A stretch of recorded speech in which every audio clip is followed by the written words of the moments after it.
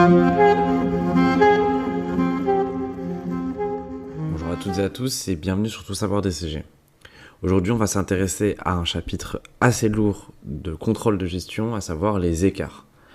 Dans un premier temps, je vais vous présenter une démarche qui marche à peu près à tous les coups pour décomposer l'écart sur CA et l'écart sur coût. Tout d'abord, il va falloir établir, si ce n'est pas déjà fait, des tableaux de marge, de résultats et le taux de marge des deux produits avec une colonne totale. L'objectif, ça va être de comparer les prévisions et les réalisations. Donc prenons un exemple d'un produit A et d'un produit B. Eh bien, nous faisons notre tableau avec notre résultat prévisionnel, notre taux de marge prévisionnel, et nous faisons notre tableau avec les réalisations. On va pouvoir ensuite comparer ces deux tableaux. C'est dans les calculs suivants qu'on va pouvoir les comparer. Ensuite, on va devoir déterminer la marge unitaire moyenne prévisionnelle, la MUMP, qui va nous être très utile dans les futurs calculs, et également la MUMR, marge unitaire moyenne réelle.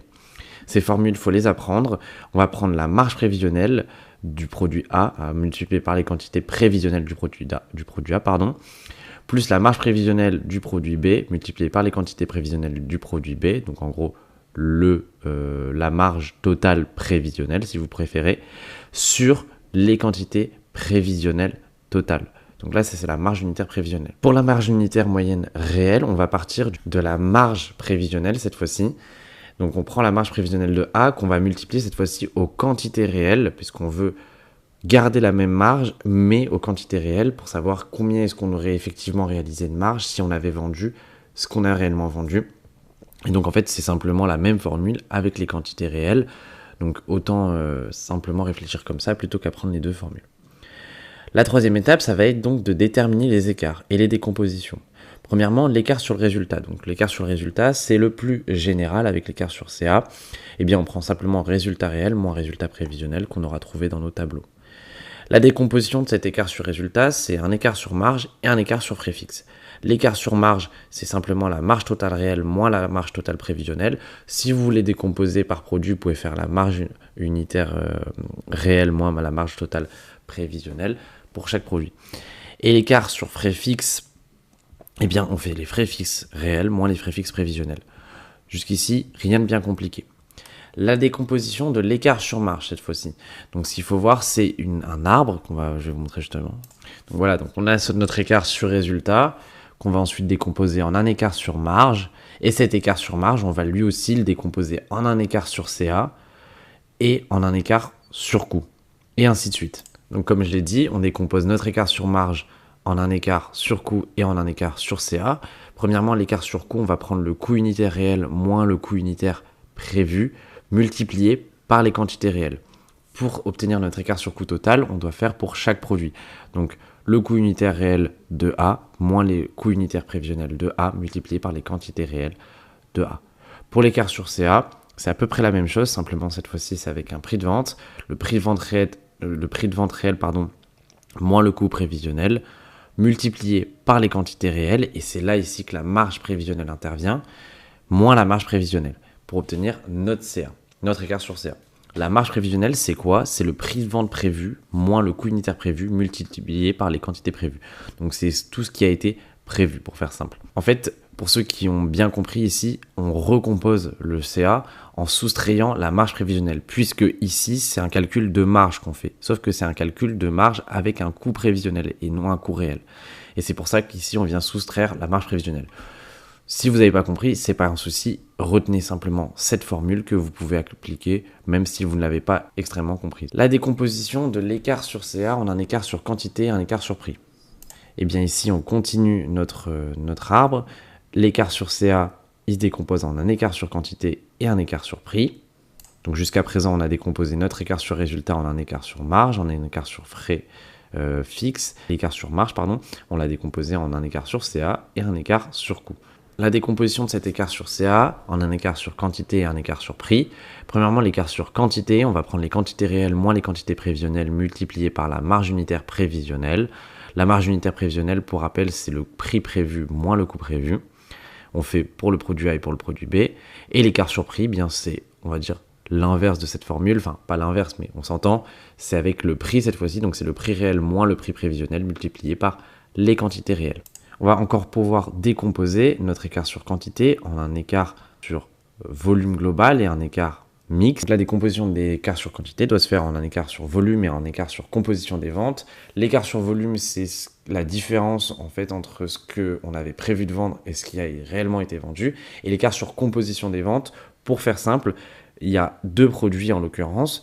Et il est possible que à l'origine, on avait prévu de vendre autant de A que de B, mais finalement, on s'est retrouvé à vendre 90% de produits B. Par conséquent, c'est un écart sur composition des ventes.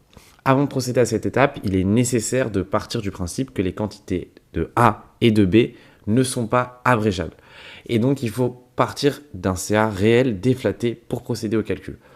Pour faire simple, ça paraît très compliqué, mais on va partir de notre CA réel et on va y ajouter ou y soustraire notre écart de prix global. Notre écart de prix global, on l'a calculé juste avant, l'écart sur prix. Et donc, le plus ou le moins, c'est en fonction de si l'écart de prix est favorable, c'est-à-dire qu'on a vendu plus cher que ce qu'on pensait vendre, eh bien, il va falloir le soustraire à notre chiffre d'affaires, puisque c'est pas notre, ça faut que ça représente notre CA réel déflaté.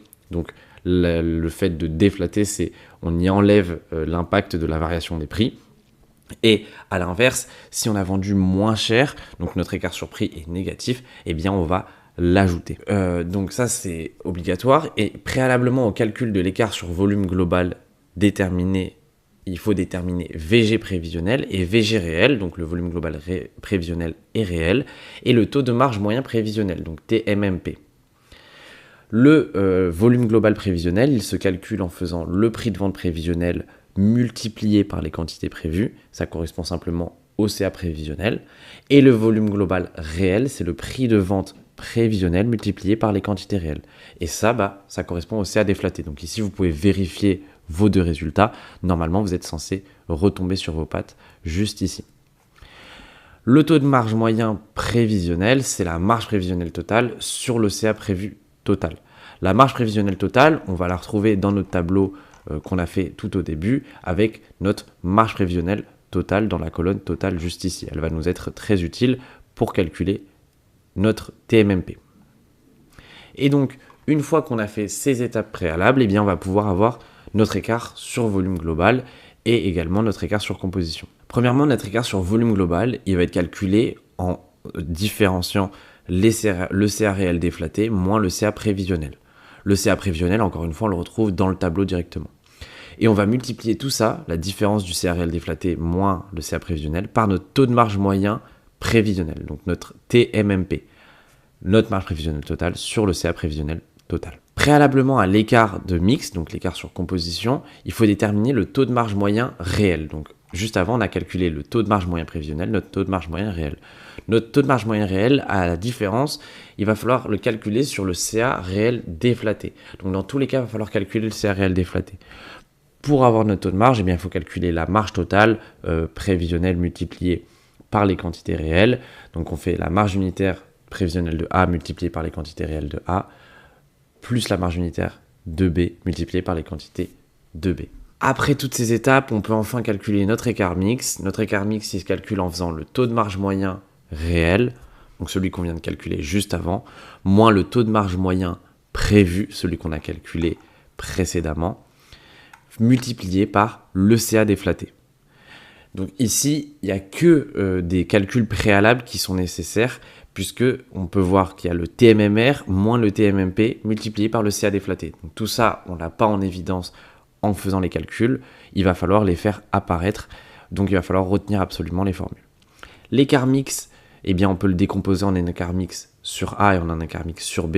Eh bien, on va simplement faire le taux de marge prévisionnel de A moins le TMMP multiplié par le CA réel déflaté de A moins le CA prévisionnel de A, et on fait la même chose pour B.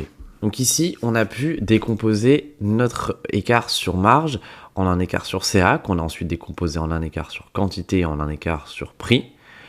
Notre écart sur quantité, on en a décomposé en un écart sur volume global et un écart de mix. Maintenant, il va falloir qu'on décompose notre écart sur coût, puisque notre écart de marge, c'est l'écart sur CA et l'écart sur coût. L'écart sur coût, c'est un écart dû à un écart sur charge directe et également aux charges indirectes. On va d'abord commencer par les charges directes. Pour les charges directes, il va falloir d'abord calculer l'écart sur les matières premières. Ici, il faut raisonner logiquement. On va prendre le prix réel moins le prix prévu, multiplié par les quantités réelles pour avoir notre écart sur prix. Et pour notre écart sur quantité, c'est les quantités réelles moins les quantités prévues, multipliées par le prix prévu.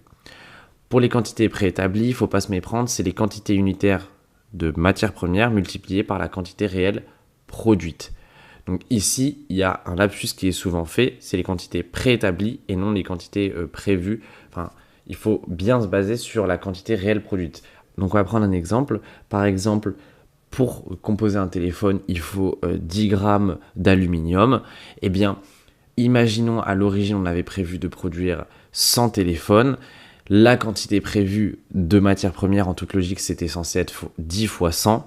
Sauf qu'en réalité, pour avoir la quantité préétablie, il faut multiplier par le nombre réel de téléphones qu'on a produit. Donc imaginons on en a produit finalement 75. On va multiplier ces 10 grammes par le nombre de téléphones réellement produits, 75. Donc voilà pour l'écart sur les matières premières. Maintenant, il y a l'écart sur la MOD. L'écart sur la MOD, c'est exactement la même chose. C'est le prix réel moins le prix prévu par les quantités réelles pour l'écart sur prix. Et l'écart sur quantité, c'est les quantités réelles moins les quantités prévues fois le prix prévu. Donc ici, on s'est occupé de toute cette partie-là, sur les charges directes. Maintenant, ce qu'on veut, c'est toute la partie sur les charges indirectes. Pour cette partie sur les charges indirectes, il va bien falloir prendre une méthodologie absolument. Puisque l'écart sur charges indirectes, il se décompose en 3 écarts. L'écart sur budget flexible, l'écart sur activité et l'écart sur rendement. Mais dans tous les cas, il y a 3 étapes préalables. Si ces 3 étapes sont correctement réalisées, normalement, les 3 écarts sont calculés facilement.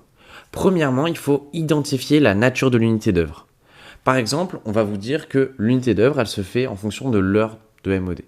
Eh bien, à partir de ce moment-là, on sait ce que c'est que l'unité d'œuvre. On sait à quoi se référencer pour calculer les charges indirectes. Il faut ensuite déterminer le coût standard. Donc, le coût standard, c'est les charges fixes et les charges variables comprises. Donc, c'est AX. AX, A correspond au coût d'une unité d'œuvre. Donc par exemple le coût d'une heure, et X, c'est le nombre d'unités d'œuvre qu'on a utilisées. Le budget flexible, maintenant, c'est Y égale AX plus B. Donc cette fois-ci, A, c'est le coût variable d'une unité d'œuvre. Il ne faut pas se méprendre, le A précédent, ce n'est pas le même A que dans cette étape. Pour cela, on prend les charges fixes des centres qu'on divise par le nombre d'unités d'œuvre. Le A ici, il se calcule en prenant en compte les charges variables des centres qu'on va diviser par le nombre d'unités d'œuvre pour avoir le coût moyen d'une unité d'œuvre. Il faut bien ici prendre en compte que c'est uniquement les charges variables de l'unité d'œuvre qu'on veut, puisque les charges fixes, on va l'implanter dans le B, donc dans la fonction affine. X, encore une fois, c'est le nombre d'unités d'œuvre, et B, c'est les charges fixes. Pour faire simple, on va poser donc Y donc du budget flexible. Le budget flexible, il correspond à A, donc le coût variable d'unité d'œuvre, multiplié par X, le nombre d'unités d'œuvre, plus, et ici on a notre B, les charges fixes, donc le coût unitaire des charges fixes multiplié par le nombre de charges fixes, multiplié par la quantité prévue. Ici, normalement, il n'est pas nécessaire de multiplier par la quantité prévue puisqu'on aura le nombre total, mais si il est simplement spécifié le nombre d'unités d'œuvre utilisées, il va falloir évidemment multiplier par le nombre de quantités produites. Et on divise tout ça par la fiche de coût préétablie par le nombre d'unités. Bon, cette formule, elle est un peu complexe, ça permet de prendre en compte tous les cas possibles. Il est plus souvent fréquent, on va dire, qu'on vous donne naturellement les charges fixes, ou du moins vous pouvez les déduire en retranchant aux unités d'œuvre la part fixe et la part variable, et en multipliant simplement le nombre d'unités d'œuvre par leur part fixe. Et on aura donc Y égale AX plus B. Normalement, il restera simplement le X en inconnu. Et donc, avec toutes ces étapes, on va pouvoir calculer les 3 écarts. L'écart sur budget flexible, c'est le coût réel moins le budget flexible. Le coût réel, eh bien, c'est celui de la production réelle, moins le budget flexible. Et le budget flexible, donc cette équation-là, on va appliquer à la place de X le nombre réel d'unités d'œuvre et la part fixe prévue. Donc, X va être remplacé par le nombre réel. Donc, on veut la production réelle. L'écart sur activité, c'est le budget flexible qu'on a calculé à l'étape précédente, moins le coût standard avec le nombre réel d'unités d'œuvre. Le coût standard, c'est celui qu'on a calculé à la deuxième étape juste ici. Et X, cette fois-ci, ça va être donc le nombre d'unités d'œuvre réelles. Et enfin, l'écart sur rendement, c'est le coût standard de l'étape précédente, moins le coût préétabli. Pour le coût préétabli, donc on va prendre le nombre d'unités d'œuvre prévues par unité, multiplié par le nombre d'unités réellement produites. Et donc c'est tout pour ces charges indirectes. On a donc vu cette décomposition. On va pouvoir s'exercer en remplissant un arbre d'écarts comme celui-ci. Il faut bien schématiser dans sa tête comment est-ce que ces écarts sont décomposés. Donc avec une partie des écarts sur charge, une partie des écarts sur produit, et donc forcément l'écart sur résultat, on doit retomber juste à la fin en en additionnant tous ces écarts, pardon.